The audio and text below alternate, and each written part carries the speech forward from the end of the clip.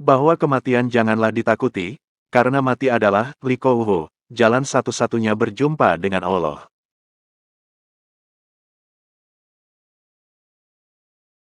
Jadi sakit sebenarnya adalah ketika sehat bugar tetapi tidak digunakan untuk ibadah, malas sholat, malas tahajud, malas sholat duha, malas baca Al-Quran, malas ke masjid, sampai berani maksiat. Inilah yang disebut al-istidras, kesannya nikmat tetapi sebenarnya azab yang tersembunyi yang akan diperlihatkan dan dirasakan kelak. Nauzubillah min zaliki.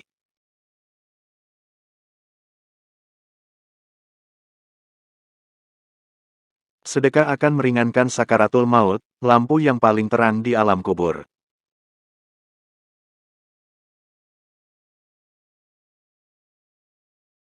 Pintu surga paling besar terbuka ketika yang lewat orang-orang yang dermawan.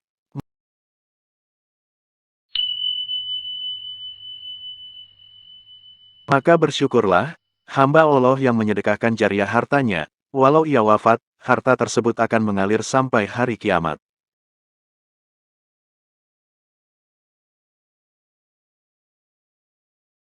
Sakit adalah penggugur dosa, rahmat dari Tuhan, yang mungkin tak disadari orang.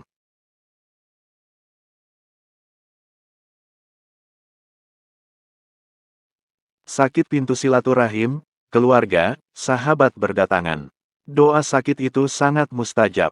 Sakit itu hidayah, menyadarkan bahwa kita enggak ada apa-apanya, sangat lemah, kita butuh pertolongan Allah.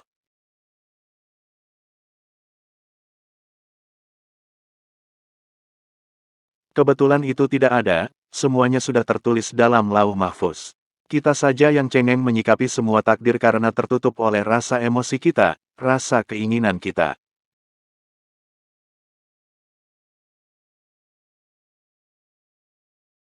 Ujian hidup ini hanya ada dua di dunia, keburukan dan kebaikan, itulah Allah gilirkan pada setiap kita.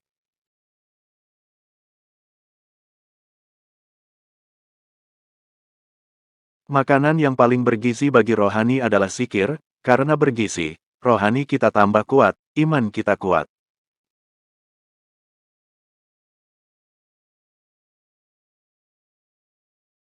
Banyak orang salat seperti pemabuk. Dia tidak mabuk minuman keras tapi mabuk dunia. Sehingga saat ia salat masuk dunia dalam pikiran dia. Dia berkata dan berbuat tapi tidak sadar kepada siapa menghadap dalam salat ini.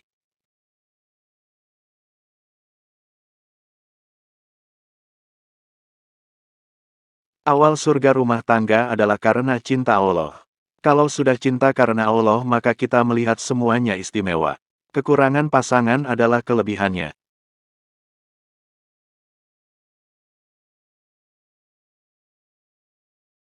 Hendaknya kita selalu menjaga 7 sunnah Nabi setiap hari. Ketujuh sunnah Nabi itu adalah: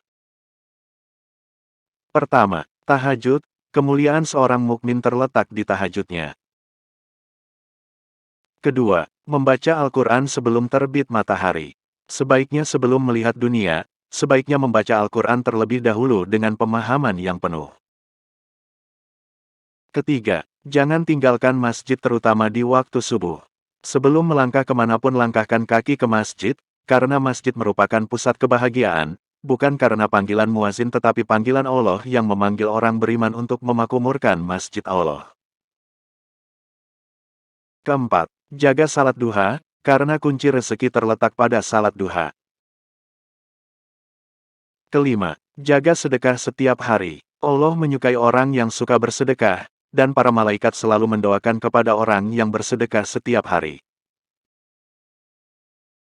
Keenam, jaga wudhu terus-menerus karena Allah menyayangi hamba yang berwudhu. Khalifah Ali bin Abi Thalib berkata, orang yang selalu berwudhu selalu merasa selalu salat walau ia tidak salat, dan dijaga oleh malaikat dengan doa, ampuni dosa dan sayangi dia ya Allah.